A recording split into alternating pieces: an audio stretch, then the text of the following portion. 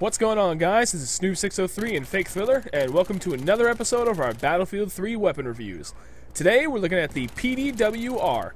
This gun is available for all classes and is unlocked after reaching level 32 or earning 860,000 overall points. A little weapon info for you on the PDW-R. The nation of origin is the United States of America. The magazine capacity is 20 plus 1 in the chamber. The fire rate is 750 rounds per minute. The fire type is full auto default but can be switched to burst fire or semi-auto. The reload time is 2.5 seconds with a bullet chambered or 3.4 seconds when the magazine is completely empty. The damage for the PDW-R is 25 hit points of damage per bullet at 8 meters, and it trails down to 12.5 hit points of damage per bullet all the way up to 50 meters. The PDW-R is, simply put, an average gun. There's nothing overly special about it. It's not a really great weapon, but it's not a terrible weapon either. Nothing about the stats really stand out to me in that that's a beastly gun manner.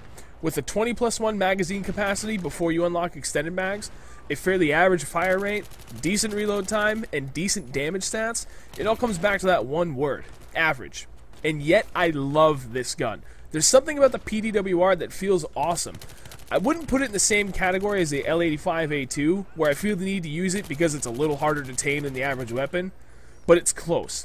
I'm drawn to it because, by its stats, it's an average weapon, an underdog compared to most other guns in Battlefield 3, and I want to use it and show that you can make it an above average weapon, that it can hold its own in most gunfights. I like this gun in most situations, but you're really better off using it for close quarter combat, firing in the medium range or closer.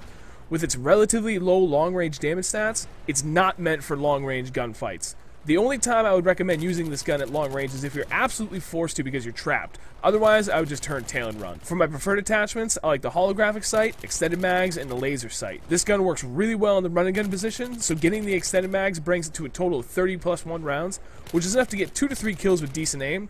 And the laser sight really helps out with that hip firing accuracy in those situations where you've come around a corner and you're face to face with an enemy. With all of that being said, as much as I like this gun, personal feelings can't come into the mix, and I'm going to give the PDW-R a 3 out of 5 stars. I like it. I can do really well with this gun in most game types, but it's not for everyone. It's just an average gun. It has limited roles where it performs best. But in those limited roles, this gun does perform pretty well. It's not the most versatile weapon in the game, but for the fast-paced, holding down the frontline players, it can hold its own. The PDW-R is available for use in any of the 4 classes. This allows the PDW-R to be used in a greater variety of setups than most primaries. The problem is this gun can't necessarily outperform many primaries in each of their respective classes. By default, you're starting with a painfully small magazine capacity. This makes handling more than one enemy at a time quite difficult. However, that can be remedied with the extended magazine attachment. The other major problem with the PDW-R is the damage output. Like most PDWs, except for the AS Val, this weapon is a pea shooter at range. At 12.5 damage minimum, you need to land as many as 8 shots on your enemy, assuming none are headshots. That can be a bit much considering you're only carrying 20 bullets by default. This is far worse than the majority of the available primaries in the Assault, Engineer, and Support kits, making the PDW-R an odd choice for any of those kits. Of course, the PDW-R will be better in some situations than most of the primaries in the Recon kit. If you're looking to make use of the Recon kit in a more of an aggressive role than what is typically offered by the bolt actions or marksman rifles, the PDW-R is an acceptable choice and will do you well, assuming you keep its shortcomings in mind. And that's exactly how I prefer to use it, as a semi-aggressive recon, using a red dot sight, a laser sight, and extended mags. The way I see the PDW-R is as a slightly below average weapon that retains a few points for being flexible in its class requirements.